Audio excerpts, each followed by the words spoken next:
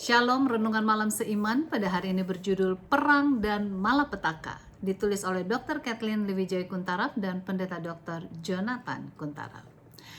Kamu akan mendengar deru perang atau kabar-kabar tentang perang. Namun berawas-awaslah, jangan kamu gelisah. Sebab semuanya itu harus terjadi, tetapi itu belum kesudahannya. Sebab bangsa akan bangkit melawan bangsa, dan kerajaan melawan kerajaan. Akan ada kelaparan dan gempa bumi di berbagai tempat. Matius 24 ayat 6 dan 7. Ayat inti kita ini menunjukkan bahwa sebelum kedatangan Kristus yang kedua kalinya akan terjadi banyak peperangan dan berita perang di mana-mana.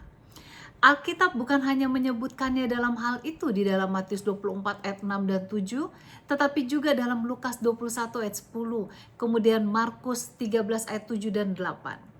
Apabila masa akhir itu makin dekat dan konflik antara yang jahat melawan pasukan ilahi makin dahsyat, malapetaka pun akan lebih sering muncul dengan penuh kekejaman.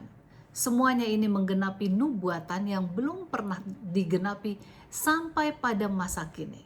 Marilah kita lihat beberapa malapetaka yang akan terjadi. Yang pertama adalah peperangan.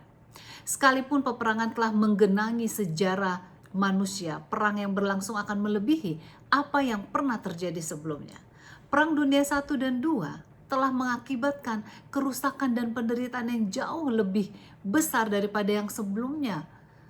Sekalipun itu digabungkan, banyak orang yang melihat kemungkinan adanya perang lain yang melibatkan seluruh dunia. Perang Dunia II bukanlah suatu peperangan yang menghancurkan sama sekali.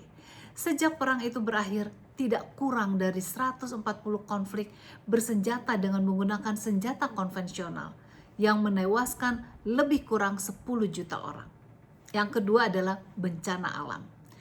Dalam tahun belakangan ini kita dapat melihat bagaimana bencana alam silih berganti dan bertambah secara pesat, sehingga orang merasa heran mengapa dunia ini sudah begitu kacau. Kita melihat bagaimana dunia ini mengalami perubahan besar dalam iklim, sehingga akibatnya bencana timbul dan bertambah dari hari ke hari. Yang ketiga adalah bala kelaparan.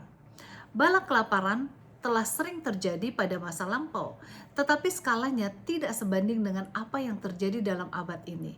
Sebelumnya tidak ada bala kelaparan melanda dunia sehingga berjuta-juta manusia menderita kelaparan atau kekurangan makanan. Prospek masa depan tidaklah cerah.